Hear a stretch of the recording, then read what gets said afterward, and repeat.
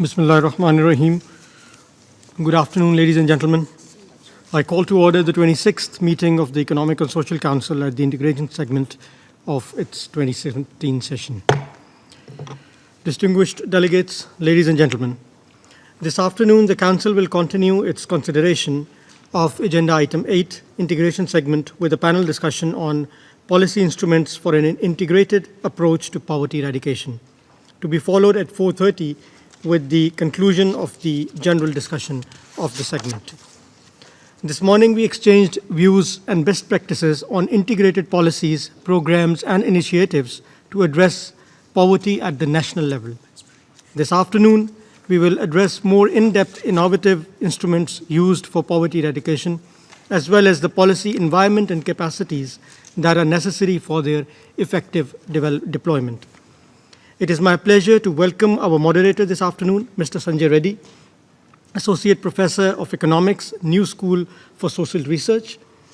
I am also pleased to welcome our panelists, Her Excellency Bente Angel Hansen, Permanent Representative of Norway to the United Nations in Vienna and Chair of the Commission on Narcotics and Drugs at its 60th session. Mr. Robert Kirkpatrick, Director of the United Nations Global Pulse. Ms. Hannah Al-Hilali, Managing Director of Amwal Financial Investments in Egypt. Mr. Shoaib Sultan Khan, Chairman of the Rural Support Programs Network in Pakistan. Without further ado, I now turn to the meeting over to our moderator to conduct the panel discussion. Mr. Reddy, you have the floor. Let me call upon our last, but certainly not least, speaker, the very distinguished Mr. Shoaib Sultan Khan, who is the chairman of the Rural Support Programs Network in Pakistan, which, as many of you will know, is a quintessential example of an integrated approach to poverty eradication, which has had enormous imprint in Pakistan, but also in various countries in the South Asian region and beyond. Thank you.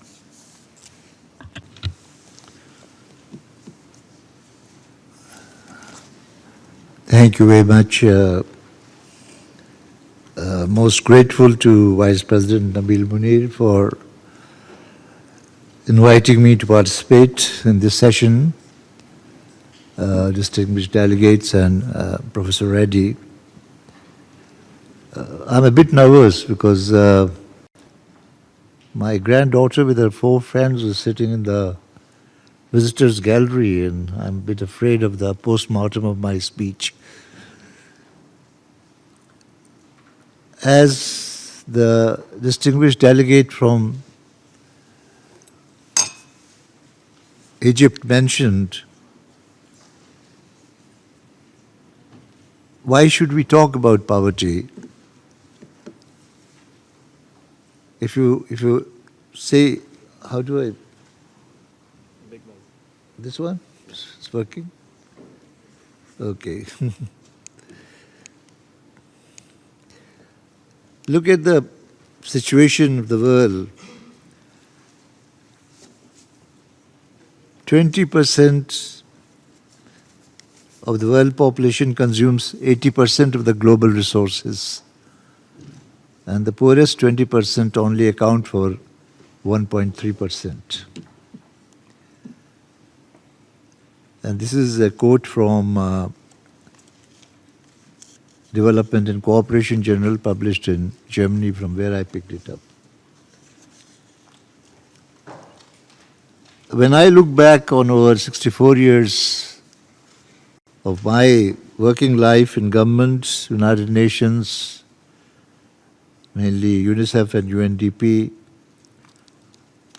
Aga Khan Foundation based in Geneva, and the rural support programs, my greatest successes, satisfaction were when I was able to forge a meaningful partnership with the communities. And being a civil servant in the beginning, I had never thought that I'll do this, what I'm doing. But then nearly 59 years ago, I met a visionary whose name was Dr. Hamid Khan, and I was working at that time at the then East Pakistan, now Bangladesh. And when Dr. Hamid Khan died, Nobel laureate Professor Yunus wrote to me, "It is not enough to say that he was a great man. He was one of the great human beings of the past century. He was so much ahead of everybody else that he was seen more as a misfit than appreciated for his greatness. We have a lot to discover and a whole lot to learn from him." Dr. Hamid Khan gave me my first lessons in forging partnerships with communities. But it is only during the last 35 years that I got opportunity, thanks to UNICEF in Sri Lanka and UNDP in South Asia, and His Highness the Aga Khan mainly in Pakistan, where I exclusively was interacting with communities. Over this period, I have personally held dialogues with thousands of communities and inspired programs of poverty reduction in Pakistan, and surprisingly for all of you in India, reaching nearly 50 million people. Let me be modest, tell you that almost 200 million poor people's livelihood has been improved through this approach. I still vividly remember the bitterly cold December 1982 when I drove about 600 kilometers from Islamabad to Gilgit to initiate a program which came to be known as the Aga Khan Rural Support Program. Forging partnerships over 12 years with 1 million people in a most inhospitable terrain of the world. K2 and so many other high peaks are situated in that area.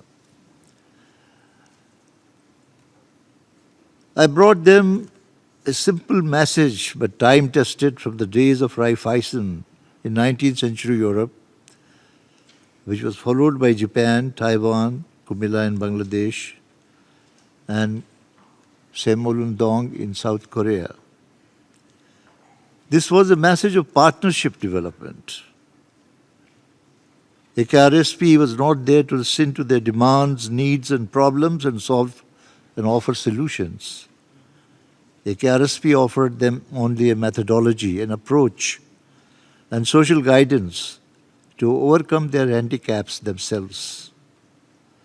The villagers used to look at me with disbelief. A program bearing the name of one of the richest person in the world, not willing to solve their problems and asking them to do things first. I used to explain this is a partnership which entails obligations on both sides, and unless the community was prepared to fulfill its obligations, how can the partnership be formed? Many were impatient and would pester me to tell them what was the limit to which the program would help them if they accepted the terms of partnership.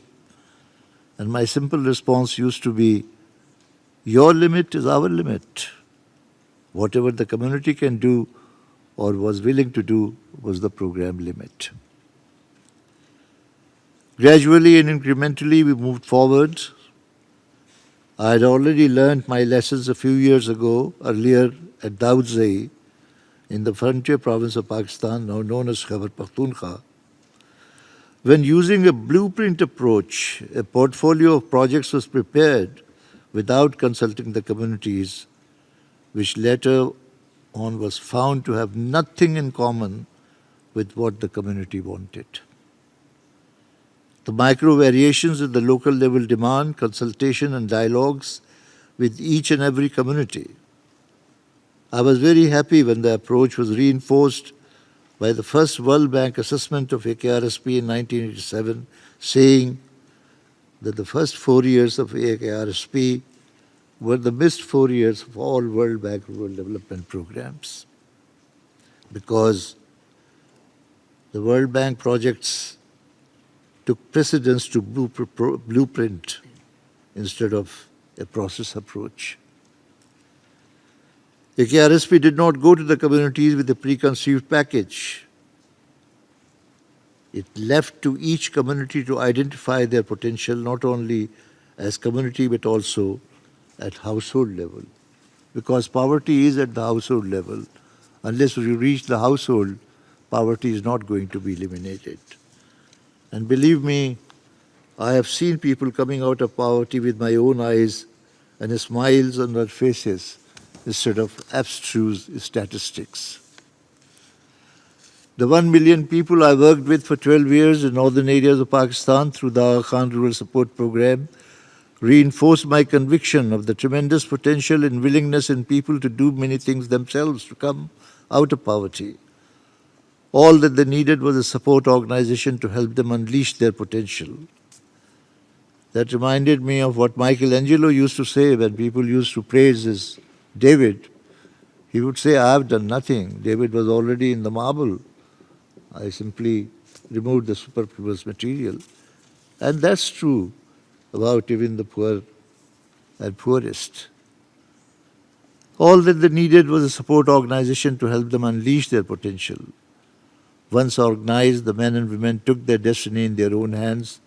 They knew what would bring them out of poverty and how they will come and do things themselves. So this is what I'm saying, that social mobilization, that is basically unleashing the potential of the people, unless that is done, people will not be able to improve their livelihood. And this is something which was accepted by the 1991 Independent South Asia Commission on Poverty Alleviation. And this is the recommendation they made, which was accepted in the Ssk summit at Dhaka in 1993, that the centerpiece of a policy framework for poverty alleviation has to be the mobilization of the poor in order to enable them to participate directly in the decisions that affect their lives and prospects. Now, why so? I'm sorry, I will have to take a few more minutes. Because the existing two pillars of a state, the administrative pillar from president to the patwari, or the political from the parliament to the lowest elected council, they don't have the capability to reach each and every household. So for doing that, what we need is a third pillar, the socio-economic pillar. And the socio-economic pillar is really, as Lincoln said, that democracy is of the people, by the people, for the people. The two pillars are by the people and for the people, but where is the pillar of the people? The pillar of the people is really the institutions of the people. The people who are organized, and when they are organized, they are in about 15, 25 households, that is the neighborhood. And then when a village is organized, then they become a village organization. And when they go beyond that, then they either become a union council, as in Pakistan, or a Mandal Samakhya in India. And the main thing is, Professor, that it has to be a holistic approach. It's not one thing which is going to bring them out of poverty. But the basic thing is social mobilization. If they are not organized, they cannot be empowered. If they don't themselves generate some money at least, because capital is power, they will never have that. And of course that potential which they have. And then you can bring in credit savings. And in India, as they started community investment fund, technical assistance in natural resource management, development of physical infrastructure, linkages with government departments, and of course local councils and all the others. Now what has been the result? In Pakistan, although This is a program which requires full support from the government and resources from the government. It's not something which can be done by an NGO or by donors by themselves. And Pakistan, although we did not get the kind of support we should have got, but the sporadic support that we have got about 7.75 million households, and 51% of them are women, which is almost 40 million people. But look what happened in Andhra Pradesh, because the government adopted it fully. And in 1996, the UNDP-funded South Asia Poverty Alleviation Program was started. And last year when I visited them, there were 11.5 million households which had been organized, almost reaching 50 million people. And in 2011, Government of India initiated a National Rural Livelihood Mission, which aims at reaching 370 million people, which is almost 85% of the rural poor in the 17 states where it is working. So what I wanted to submit, of course it was a lot many things that I wanted to say, especially about what people have done. But my submission to the distinguished delegates of the UN Economic and Social Council is that the strategy and methodology based on time-tested principles of development encompassing policy instruments for an integrated approach to poverty eradication are already there. My mentor Akhtar Hamid Khan used to say these principles are as precise as the law of gravity. Going against these is like building crooked walls which will never stand. The challenge is, how does ECOSOC persuade governments of developing countries to implement the time-tested principles of development instead of reinventing the wheel? Thank you, sir. Thank you, Mr. Sultan Khan, for that lifetime of experience that you have shared with us, and for emphasizing the need for an integrated approach rooted in communities. We now have some time for an interactive discussion. As you've seen, there's a wealth of knowledge and insight on the panel from beginning to end, and I hope that we will have a very rich discussion as a consequence, and have an opportunity for the panelists also to come back with further remarks. May I, before turning over to Mr. Sultan Khan, ask whether the panelists, including in particular him and Mr. Kirkpatrick, but really everyone, could reflect a little bit on the question of information flows. It seems to me we live in an era of unprecedented information availability. Mr. Kirkpatrick spoke about that. Mr. Sultan Khan emphasized that people in their communities are in some sense the best experts on what they themselves need and are capable of. They have information that others do not have.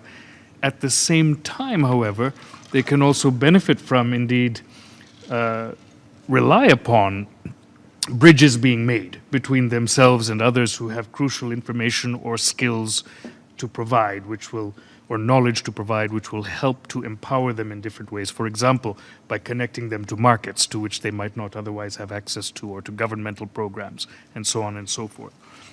So how do you see this question? To what extent is the problem today one of simply creating the right kind of information flows, and to what extent is it a problem really of lack of resources of other kinds?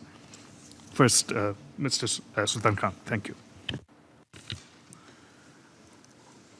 Well, Professor, as I mentioned, that basically I was mainly talking about those bottom 20% who get only 1.3% of the resources. How do you bring them up? And I was just trying to explain that in their case, it's really, nobody knows really that what potential they have and how they can come up. For example, when I went to the mountainous areas in northern Pakistan, they didn't ask for credit, they didn't ask for these things. They said, all right, if you really want to improve our livelihood, then help us to tap irrigation water from the glaciers. It was that then. From there they took it up, and then of course all those other things followed up. In Andhra Pradesh, when I went, the women were earning 5 rupees a day. They could not take microcredit at the transaction cost that it is. But those very women, obviously one had to bring in, I mean, the question is whether it should be a cash transfer or it should be unconditional. What we found was really that basically first we have to, this is where social mobilization becomes the first step. There's the bedrock on which you build everything. Because individually it's very difficult to go to each and every one. But once they have these neighborhood organizations, they came up with a micro investment plan. That what each household could do. And each one was able to collaborate and, of course, then verify that yes, whatever is being said can be done or not done. And fortunately for me, because I was implementing a UNDP program, and under the charter UNDP could not give credit. So when I asked them for money for giving credit, I was flatly refused that no, they can't be given money. And there was a German finance officer here. When I said to her that, well, then let's close shop because there's nothing much we can do. And she said, well, what's your problem? I said, you're not giving me money. She said, no, I have not refused you money. I'm giving you money. I'm simply saying I'll not take it back. And we introduced this community investment fund, which really became a revolving fund of the community, monitored by, of course, SAPAP, so that it is being used for that purpose. So, actually, once you have this framework, I mean, I remember when I met Rahul Gandhi, he took me to his constituency in 2008, and when he saw what I was, for 3 days we were together, how we were organizing communities, he said, now I've understood what you are doing. You're really building up a computer. And then you're asking everybody else to come and have a package.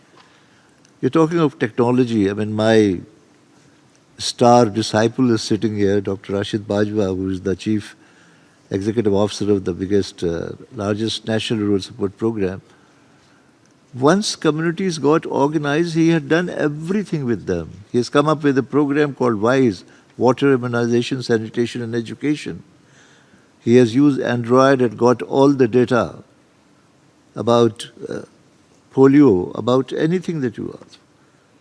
But what the emphasis here, President Puneet, is that unless this basic foundation is not there, there's no point in talking about whether cash conditional or... It has not worked. I mean, for example, I mean, let's take Pakistan. We are doing Benazir Income Support Program. We are giving billions of rupees. But is that going to bring the 5.3 million who are getting it out of poverty? 85% of it is used in consumption.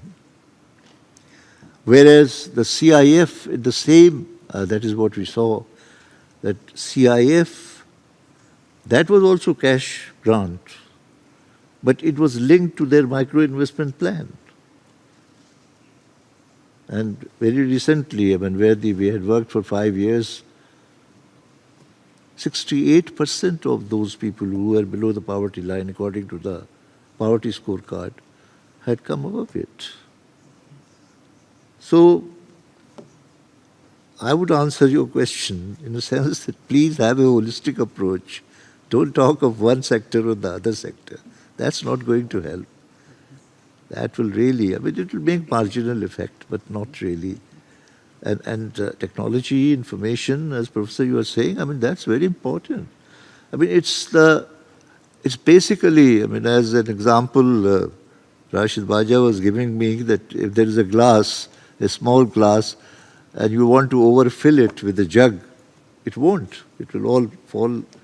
You have to start slowly. You have to build it up. Thank you.